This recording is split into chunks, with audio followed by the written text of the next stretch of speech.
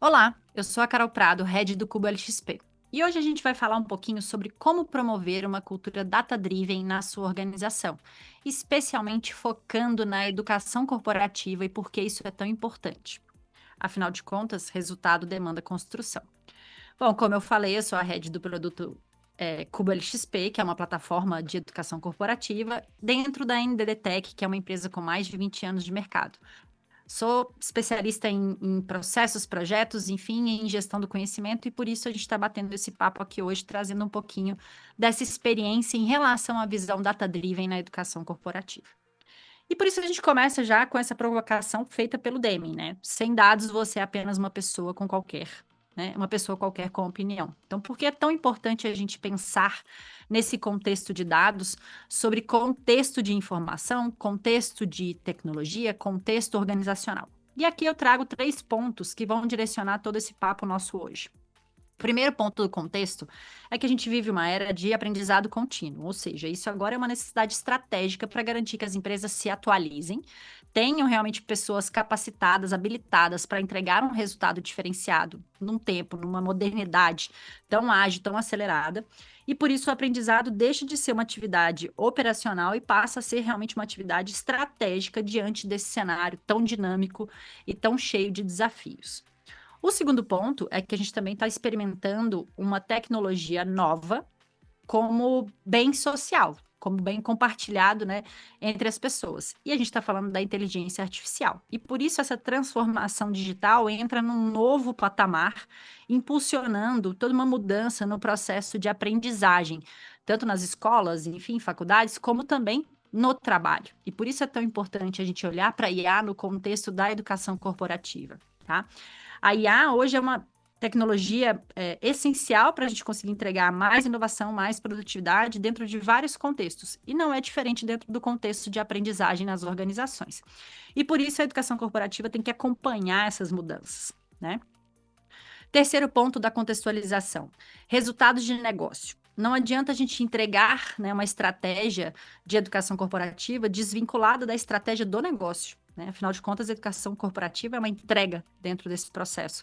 E por isso o desafio é garantir que vocês tenham, né, esse investimento feito em treinamento, em desenvolvimento humano, direcionado corretamente para trazer o real impacto que vocês esperam no negócio, ou seja, investir de forma assertiva, de forma adequada, para gerar resultados mensuráveis e perceptíveis para a alta gestão, para a operação, enfim, para todos que estão envolvidos. Ou seja, não adianta a gente entregar uma estratégia que não está ali conectada com o objetivo do negócio. E é por isso que a gente vai falar de cultura data-driven hoje, dentro do contexto da educação corporativa, tá?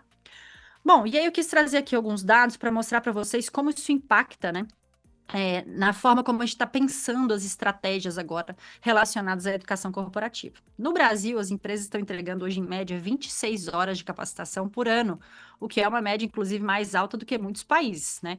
Investindo em torno de R$ 1.200 por pessoa ao ano, tá? E isso mostra o quanto a gente ainda precisa também, inclusive, investir em capacitação, investir em treinamento e desenvolvimento dentro do contexto corporativo. Mas o mais importante que a gente quer observar aqui é que a gente olha muito para o processo de capacitação, de treinamento, com foco em indicadores mais operacionais, mais táticos e menos estratégicos. Ou seja, a gente mede muito o processo em si de aprendizagem, mas mensura muito pouco o impacto em si desse processo de aprendizagem. E é aqui que mora o desafio. Eu trouxe esse gráfico aqui da ABTD, da última pesquisa da Associação Brasileira de Treinamento e Desenvolvimento, exatamente para poder mostrar o quanto a gente tem que subir aí nessa escala, em termos de quais indicadores a gente está de fato utilizando, né, para mostrar o impacto da capacitação do treinamento nas organizações. Então, 71% das empresas ainda medem reação, ou seja, o instrutor foi claro, foi bom para você, enfim, né?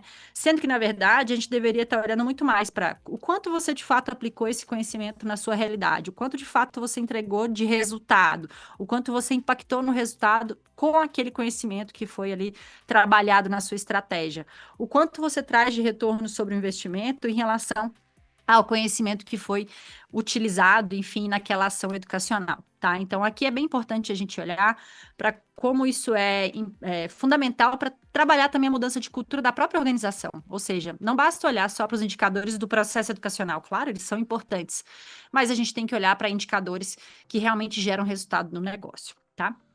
Bom, e aí vem algumas perguntas, né? Exatamente para fazer essa provocação inicial para vocês. O time realmente aprende sobre o conhecimento que está impactando o resultado do negócio?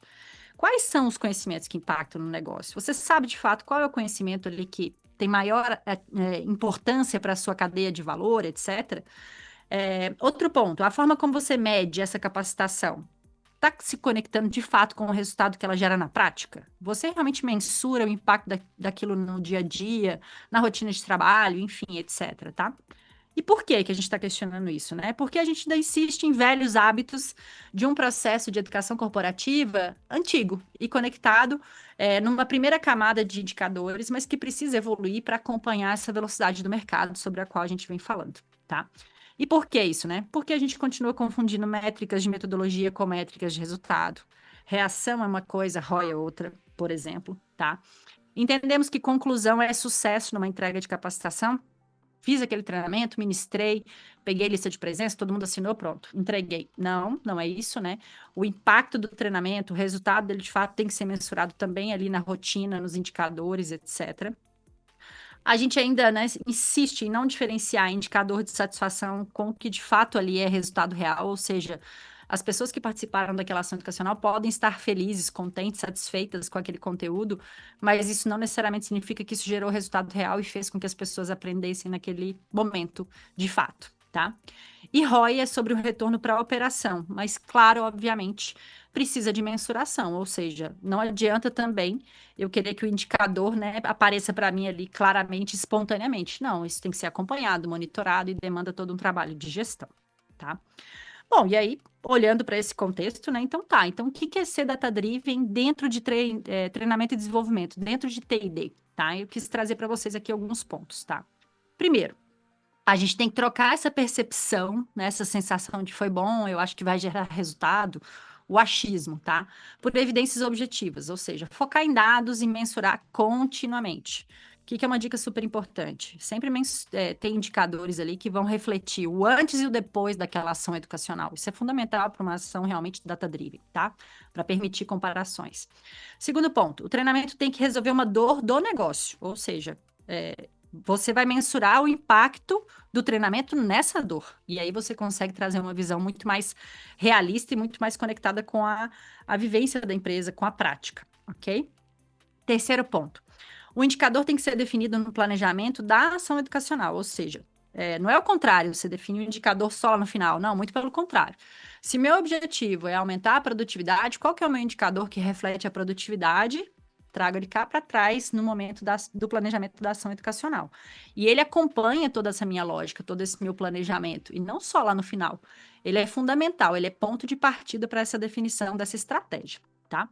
Quarto ponto. A meta tem que ser indicada nos objetivos de aprendizagem e o aluno tem que ter clara essa visão, né, do seu antes e seu depois dessa ação educacional. Por quê? Ele também tem que se perceber sendo desenvolvido. E o que a gente chamou de meta aqui é o que a gente espera que aconteça, que você melhore conhecimento em X%, ou que você entregue um resultado melhor na operação. Como é que a gente deixa isso claro para eles ali desde o começo, para todo mundo saber o que é esperado após aquela ação de capacitação? Então, isso é fundamental para ser data-driven, tá? E aqui eu quis trazer alguns exemplos de tela para diferenciar bem por que a gente fala de indicadores que estão conectados com a estratégia do negócio e não somente com a experiência do aluno, com a reação, com a satisfação, enfim, tá? O aluno quer ver dados que importam para ele dentro do contexto dele como aprendiz, ou seja, quantos treinamentos obrigatórios ele realizou, quantos certificados ele já tem emitidos, quantos certificados pendentes, quantos treinamentos pendentes, quais são os conhecimentos que ele já evoluiu ou não, como é que ele melhorou o conhecimento ou não, enfim, como está aqui, por exemplo, aqui no exemplo da tela, né, nesse radarzinho, se ele melhorou depois do treinamento que ele fez, enfim, ele quer ter essa percepção dele individual. Mas quando a gente vai para o contexto da gestão, a gestão quer ter uma percepção de resultado, tá? Então, por isso que eu trouxe aqui esse exemplo dessa outra tela, com um case que a gente executou, inclusive, numa empresa de tecnologia também, tá? E a gente levou esse case para o KM Brasil, que é um congresso super importante aí relacionado à gestão do conhecimento. E aí, esse case traz exatamente isso, tá? Então, quais eram os indicadores que deveriam ser acompanhados após essa ação educacional e qual foi a mensuração, qual foi o resultado real depois dessa ação educacional? Então, por exemplo, aqui, os estagiários, eram um programa de estagiários, tá? Chamava Franquia League, tá?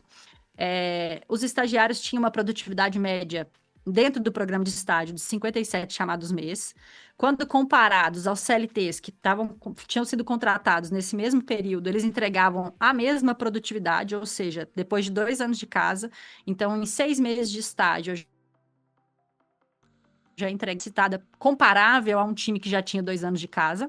E quando eu comparava aos CLTs novatos que entraram sem o programa de estágio, sem o programa de formação, eles eram ainda 28% mais produtivos. Então, isso aqui se converte depois em fazer continhas, a gente vai trazer isso aqui, se converte em dinheiro, inclusive, em capacidade produtiva, em quantidade de chamados que podem ser atendidos, quantidade de novos clientes que podem ser recebidos, etc, tá? Dá para fazer essa conta e trazer isso para a visão de gestão mesmo, tá? Falar em dinheiro mesmo, de fato, que é o que atrai, né? Em muitos momentos aí, os gestores, a alta camada de gestão, tá? Bom, e aí, antes da gente entrar em como a gente faz isso, tá? Eu queria que vocês primeiro pensassem, né? Pensassem comigo. Que perguntas seu TD deve responder para ser mais estratégico, tá? Então, vamos lá. Isso aqui é como se fosse um checklist de vocês para montar esse primeiro passo da cultura data-driven, tá? Quais são os indicadores de negócio pelos quais os times treinados são cobrados? Ou seja, estou treinando um time de suporte, estou treinando um time de vendas, estou treinando um time de loja. Eles têm indicadores completamente diferentes. Então, você tem que contextualizar e utilizar esses indicadores que estão conectados com a realidade dessas pessoas que estão sendo capacitadas.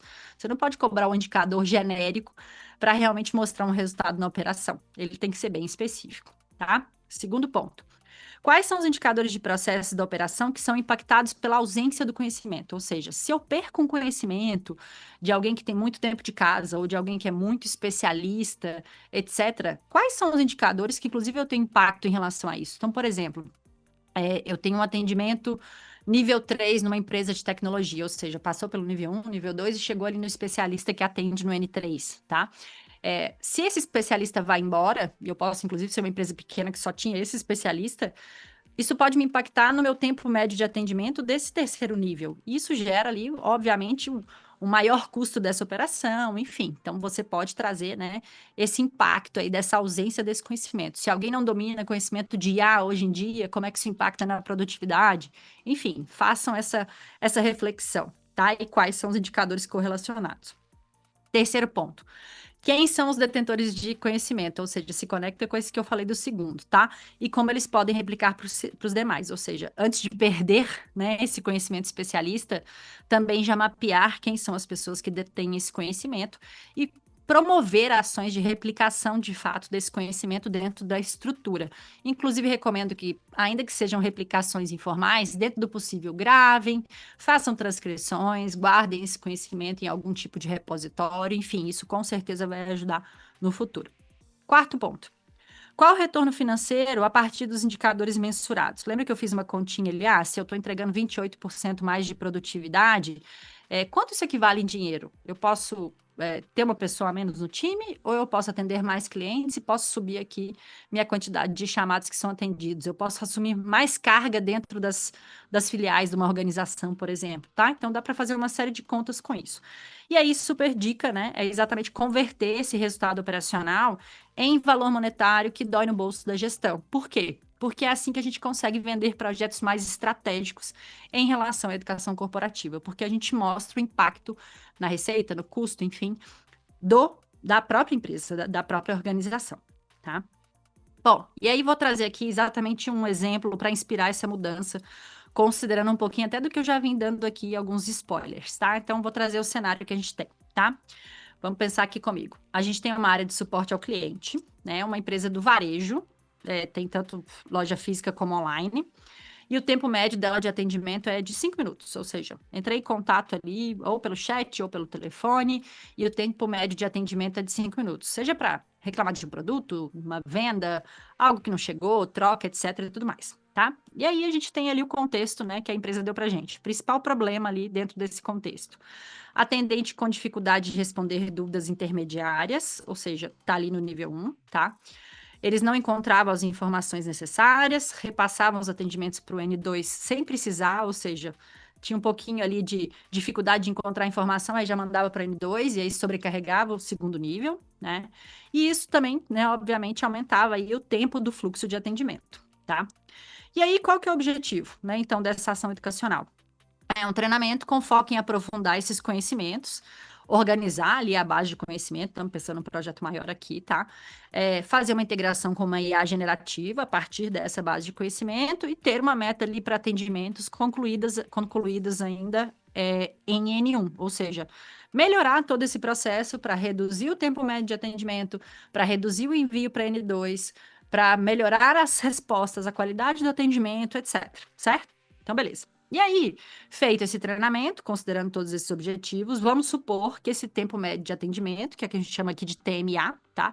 O TMA foi reduzido para 3,5 minutos, ou seja, 1,5 minuto menor do que o tempo anterior, tá? Então, a gente teve ali o aumento do número de chamados concluídos por dia. Bom, e qual é o impacto desse novo tempo médio de atendimento? Vamos pensar aqui que a gente tem ali cada atendente trabalhando 8 horas dia, né? Contrato CLT padrão, mais horas realmente produtivas, 6 horas e meia por dia, tá? Que dá 390 minutos.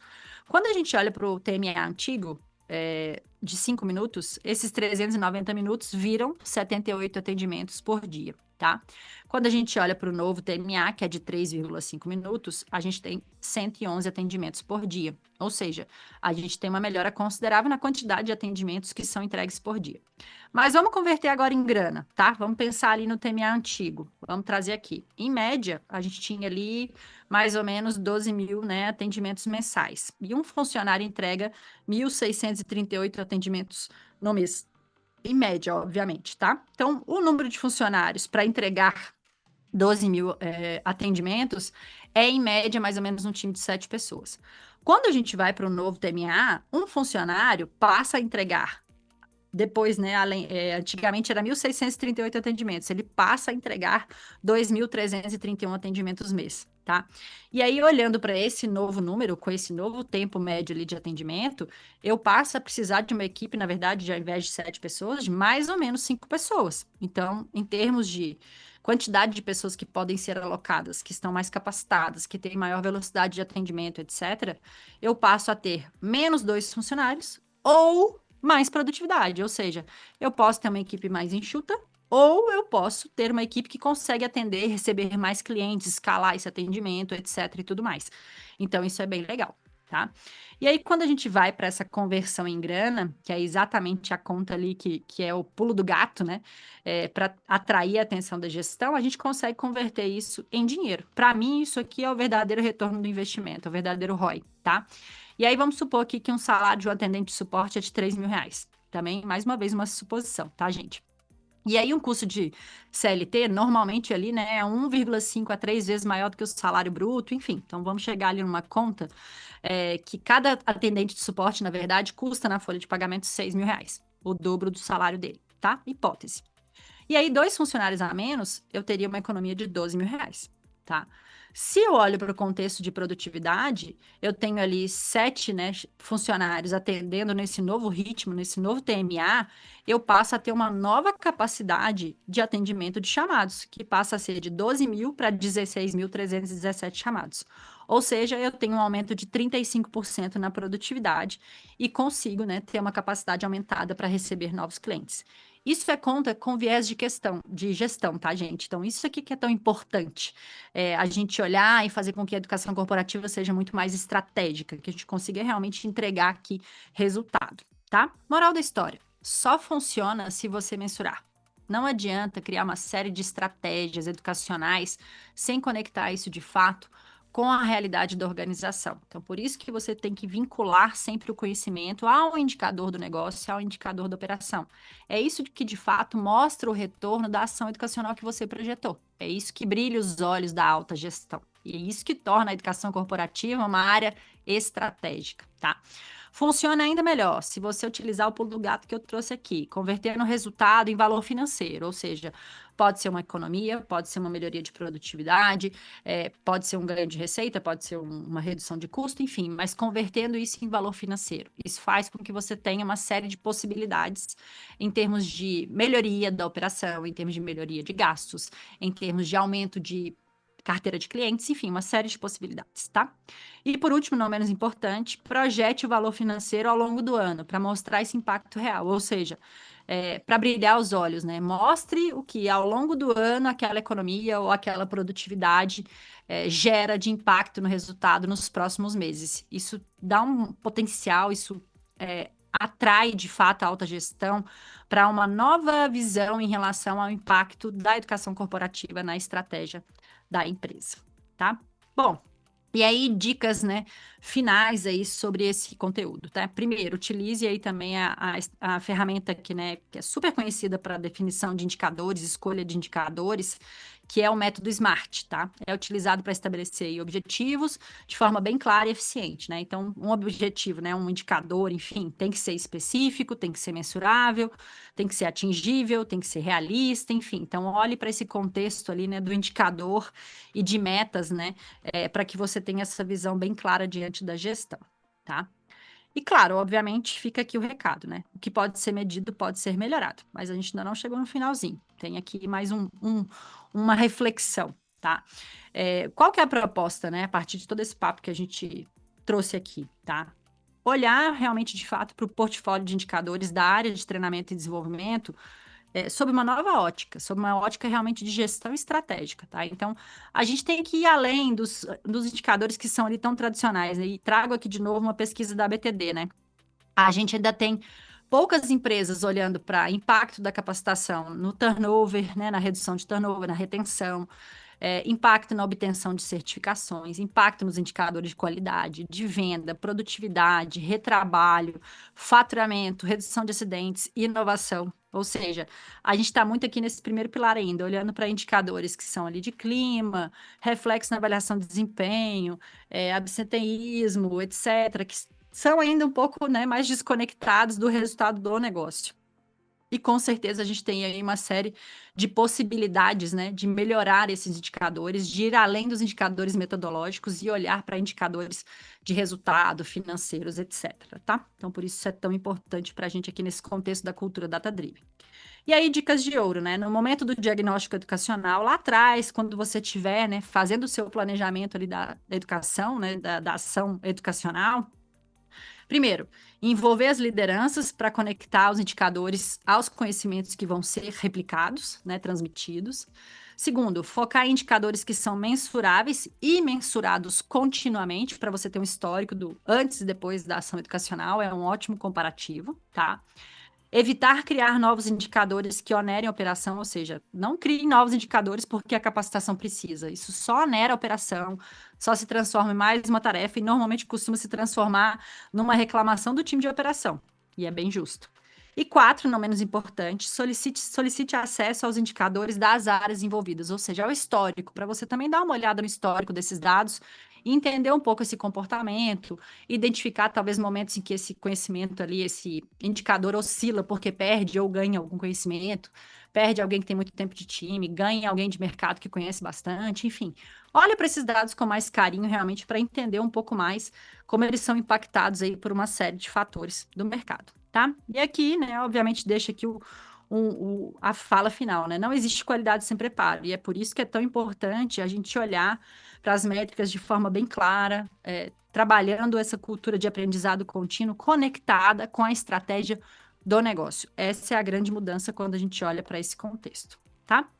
No mais, super obrigada. Espero falar com vocês em outro momento. Estou disponível tanto por e-mail como no LinkedIn. Obrigada, tchau.